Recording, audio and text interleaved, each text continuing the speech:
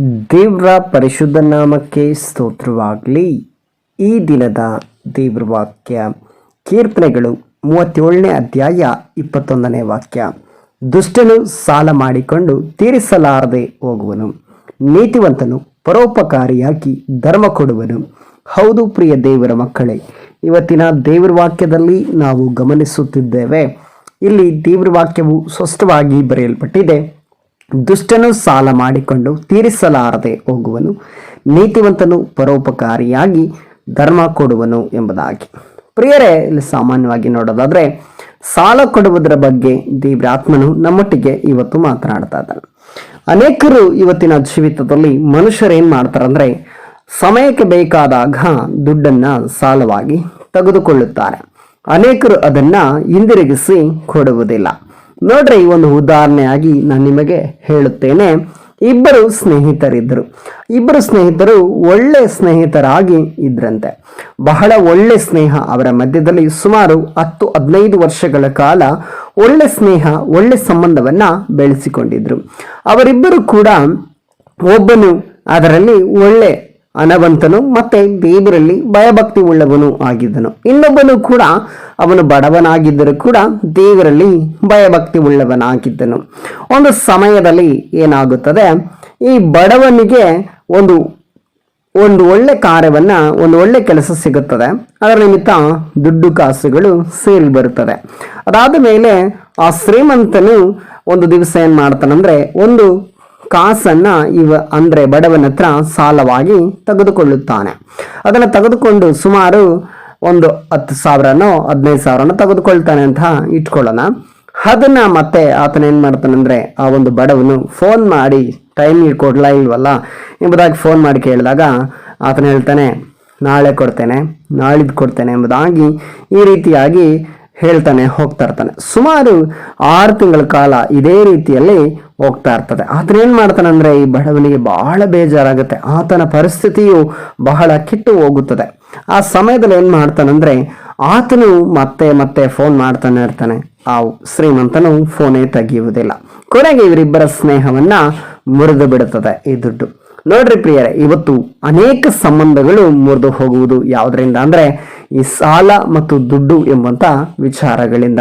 ಅನೇಕರು ಇವತ್ತು ದುಡ್ಡನ್ನು ತೆಗೆದುಕೊಂಡು ಅವರಿಗೆ ಹಿಂದಿರುಗಿಸಿ ಕೊಡಲಾರದೆ ಬಹಳ ಆಟ ಆಡಿಸ್ತಾ ಇದ್ದಾರೆ. ಯಾವಾಗ ಕೇಳಿದ್ರು ಕೂಡ ಇವಾಗ ಕೊಡ್ತೇವೆ, ನಾಳೆ ಕೊಡ್ತೇವೆ, ಇವಾಗ ದುಡ್ಡಿಲ್ಲ, ಅದಕ್ಕೆ ದುಡ್ಡಿಲ್ಲ ಎಂಬುದಾಗಿ ಅನೇಕರು ಮಾತನಾಡುವುದನ್ನ ನಾವು ಕೇಳಿಸ್ಕೊಂಡಿರ್ತೇವೆ. ಮತ್ತೆ ಅವ್ರು ನೋಡಿದ್ರೆ ಚೆನ್ನಾಗೇ ಇರ್ತಾರೆ, ಅವ್ರಿಗೆ ಬೇಕಾದ ಕಡೆ ಹೋಗ್ತಾ ಇರ್ತಾರೆ, ಬರ್ತಾ ಇರ್ತಾರೆ, ಅವ್ರಿಗೆ ಎಲ್ಲೆಲ್ಲ ಹೋಗ್ಬೇಕು ಸುತ್ತಾಡ್ತಾ ಇರ್ತಾರೆ, ಎಲ್ಲಾನು ಮಾಡ್ತಾ ಇರ್ತಾರೆ. ಅವ್ರ ಹತ್ರ ದುಡ್ಡು ಇರುತ್ತೆ, ಆದ್ರೆ ಹಿಂದಿರುಗಿಸಿ ಕೊಡ್ಬೇಕಲ್ವಾ, ನಮ್ ದುಡ್ಡಲ್ವಾ ಎಂಬುದಾಗಿ ಆಲೋಚನೆ ಬಂದ್ಬಿಡ್ತದೆ. ನೋಡ್ರಿ ಪ್ರಿಯರೇ, ಯಾರೇ ಆಗಿರ್ಬೋದು, ನಿಮ್ಮ ಹತ್ರ ಸಾಲ ಕೊಟ್ಟಿದ್ದಾರಾ, ಅವ್ರಿಗೆ ದಯವಿಟ್ಟು ಹಿಂದಿರುಗಿಸಿ ಕೊಟ್ಬಿಟ್ರಿ. ಯಾಕೆಂದ್ರೆ ದುಡ್ಡು ದೇವರ ಸಮ್ಮುಖದಲ್ಲಿ ಕಣ್ಣೀರು ಹಾಕುತ್ತದೆ, ನ್ಯಾಯವನ್ನ ಕೂಗುತ್ತದೆ. ಯಾಕಂದ್ರೆ ದೇವ್ರ ವಾಕ್ಯದಲ್ಲಿ ನಾವು ನೋಡುತ್ತಂದ್ರೆ, ಆ ಒಂದು ಕೂಲಿಯು ದೇವರ ಮುಂದುಗಡೆ ನ್ಯಾಯವನ್ನು ಕೂಗುವಂಥದ್ದಾಗಿದೆ, ಕಣ್ಣೀರು ಹಾಕುವಂಥದ್ದಾಗಿದೆ. ಪ್ರಿಯರೇ, ಅವರು ಎಷ್ಟೊಂದು ಕಷ್ಟಪಟ್ಟು ನಿಮಗೆ ಕೊಟ್ಟಿರ್ತಾರೆ. ಅವರು ಕೂಡ ಆ ಕಷ್ಟದಲ್ಲಿ ಬರುವಾಗ ನಿಮಗೆ ಕೊಟ್ಟದ್ದನ್ನ ಹಿಂದಿರುಗಿಸಿ ಕೇಳುವಾಗ ದಯವಿಟ್ಟು ಅದನ್ನು ಸಾಧ್ಯವಾದಷ್ಟು ಬೇಗನೆ ಹಿಂದಿರುಗಿಸಿ ಕೊಟ್ಟುಬಿಡಿ. ಒಂದು ವೇಳೆ ನೀವು ಕೊಡದೆ ಹೋದ್ರೆ ನೀವು ದುಷ್ಟರೆಂಬುದಾಗಿ ದೇವರ ವಾಕ್ಯದಲ್ಲಿ ನಾವು ನೋಡ್ತಾ ಇದ್ದೇವೆ. ಯಾಕೆಂದ್ರೆ ದುಷ್ಟನು ಸಾಲ ಮಾಡಿಕೊಂಡು ತೀರಿಸಲಾರದೆ ಹೋಗುವನು. ಯಾರು ಸಾಲ ಮಾಡಿಕೊಳ್ತಾರಂತೆ? ದುಷ್ಟನು ಸಾಲ ಮಾಡಿಕೊಳ್ತಾರೆ. ನೋಡ್ರಿ, ನಾವು ದೇವರ ಮಕ್ಕಳಾಗಿ ನಿಜ ಹೇಳ್ಬೇಕಾದ್ರೆ ಸಾಲನೇ ಮಾಡಬಾರ್ದು. ಯಾಕಂದ್ರೆ ನಾವು ಇನ್ನೊಬ್ಬರಿಗೆ ಸಾಲ ಕೊಡಬೇಕೇ ಹೊರತು ನಾವು ಸಾಲನೇ ಮಾಡಬಾರ್ದು. ಆದ್ರೂ ಕೂಡ ಕೆಲವು ಪರಿಸ್ಥಿತಿಗಳು ನಮ್ಮನ್ನ ಸಾಲ ಮಾಡುವಂಥವರಾಗಿ ಮಾರ್ಪಡಿಸ್ಬಿಡ್ತದೆ. ನಾವು ಸಾಲ ಮಾಡ್ಕೊಂಡಿದ್ದೇವೆ, ಆದರೆ ಅವ್ರಿಗೆ ಹಿಂದಿರುಗಿಸಿ ಕೊಡ್ಲಿಲ್ಲವಾದ್ರೆ ನ್ಯಾಯ ವಿಚಾರಣೆಗೆ ಒಳಗಡೆ ಆಗುತ್ತೇವೆ. ದಯವಿಟ್ಟು ಹೇಳ್ತಾ ಇದ್ದಾನೆ, ನಿಮ್ಮ ಹತ್ರ ಕೇಳಿಕೊಳ್ತಾ ಇದ್ದಾನೆ, ದಯವಿಟ್ಟು ನೀವು ಯಾರ ಹತ್ರ ಆದ್ರೂ ದುಡ್ಡು ತೆಗೆದುಕೊಂಡಿದ್ರೆ ದುಡ್ಡನ್ನ ಅವರಿಗೆ ಹಿಂದಿರುಗಿಸಿ ಕೊಟ್ಬಿಡ್ರಿ. ಏನು ನೀವು ಬಡ್ಡಿ ಅದೆಲ್ಲ ಹಾಕಿ ಕೊಡಬೇಕಾದ ಅವಶ್ಯಕತೆ ಇಲ್ಲ, ಆದ್ರೆ ಬಡ್ಡಿ ಕೇಳಬಾರ್ದೆಂಬುದಾಗಿ ದೇವರ ವಾಕ್ಯದಲ್ಲಿ ನಾವು ನೋಡ್ತೇವೆ. ಆದ್ರೆ ನೀವು ಕೊಡಬೇಕಾದ ಹಣವನ್ನ 1 ರೂಪಾಯಿ ಕೂಡ ಉಳಿಸ್ಕೊಳ್ಳದೇನೆ ದಯವಿಟ್ಟು ಅಂತವರಿಗೆ ಕೊಡುವುದು ಬಹಳ ಒಳ್ಳೆಯದು, ಉತ್ತಮವಾದದ್ದು. ನೀತಿವಂತನು ಪರೋಪಕಾರಿಯಾಗಿ ಧರ್ಮ ಕೊಡುವನು. ನೋಡ್ರಿ, ನೀತಿವಂತನು ಯಾರಾಗಿರ್ತಾನಂದ್ರೆ, ನೀತಿವಂತನು ಎಂಬುದಾಗಿ ನೋಡಿದ್ರೆ ಆತನು ದೇವರಲ್ಲಿ ಭಯಭಕ್ತಿ ಉಳ್ಳವನು, ಪರೋಪಕಾರಿಯಾಗಿ ಧರ್ಮ ಕೊಡುವನಂತೆ. ಪ್ರಿಯರೇ, ಆತ ಇನ್ನೊಬ್ಬರಿಗೆ ಉಪಕಾರಿಯಾಗಿರ್ತಾರೆ, ಇನ್ನೊಬ್ಬರಿಗೆ ಉಪಕಾರವನ್ನ ಮಾಡುವವರಾಗಿರ್ತಾರೆ. ಕೊಟ್ಟ ಸಾಲವನ್ನ ಕೆಲವು ಸಮಯ ಹಿಂದಿರುಗಿಸಿ ಕೇಳೋದಿಲ್ಲ, ಕೆಲವು ಸಮಯ ಹಿಂದಿರುಗಿಸಿ ಕೇಳ್ತಾರೆ. ಹಿಂದಿರುಗಿಸಿ ಕೇಳುವಂತ ಸಮಯ ಸಂದರ್ಭ ಬರ್ತದೆ.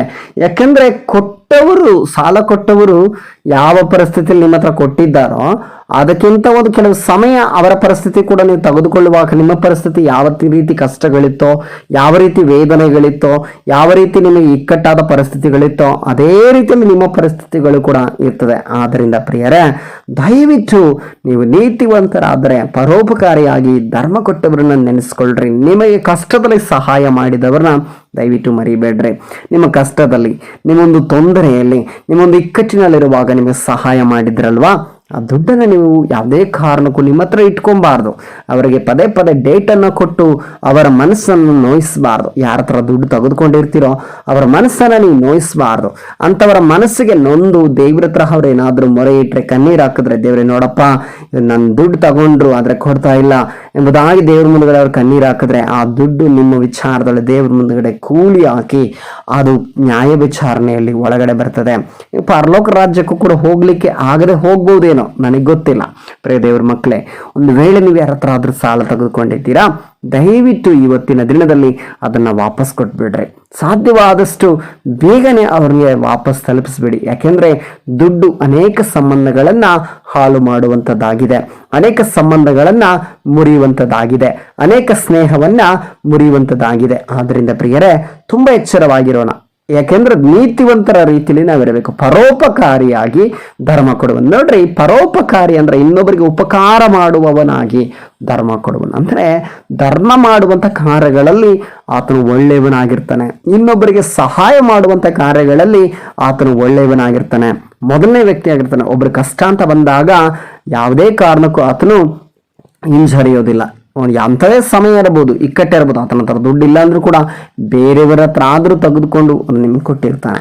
ದಯವಿಟ್ಟು ಪ್ರಿಯರೇ, ಒಂದು ವೇಳೆ ಸಾಲ ತಕ್ಕೊಂಡು ಇವತ್ತಿನವರೆಗೆ ಕೊಡದೇ ಇದ್ದೀರಾ, ದಯವಿಟ್ಟು ಹೇಳ್ತಾ ಇದ್ದಾನೆ, ದೇವ್ರಾತ್ಮನ ಹೇಳ್ತಾನೆ, ನಾನು ಹೇಳ್ತಾ ಇಲ್ಲ, ದೇವ್ರಾತ್ಮನ ಹೇಳ್ತಾನೆ, ದುಷ್ಟನು ಸಾಲ ಮಾಡಿಕೊಂಡು ತೀರಿಸಲಾರದೆ ಹೋಗುವನು, ನೀತಿವಂತನು ಪರೋಪಕಾರಿಯಾಗಿ ಧರ್ಮ ಕೊಡುವನೆಂಬ ವಾಕ್ಯವನ್ನು ಕೇಳಿದ್ದೀರಲ್ವಾ. ವಾಕ್ಯ ಕೇಳಿದ ಮೇಲೆಯೂ ನಿಮ್ಮ ಹತ್ರ ದೇವ್ರಾತ್ಮನ ಮಾತಾಡ್ತಾನೆ ಎಂಬುದಾಗಿ ನಂಬುತ್ತೇನೆ. ದಯವಿಟ್ಟು ಆ ದುಡ್ಡನ್ನು ಅವರಿಗೆ ವಾಪಸ್ ಕೊಟ್ಬಿಡ್ರಿ. ದೇವರು ನಿಮ್ಮನ್ನೆಲ್ಲರನ್ನೂ ಕೂಡ ಆಶೀರ್ವಾದ ಮಾಡಲಿ.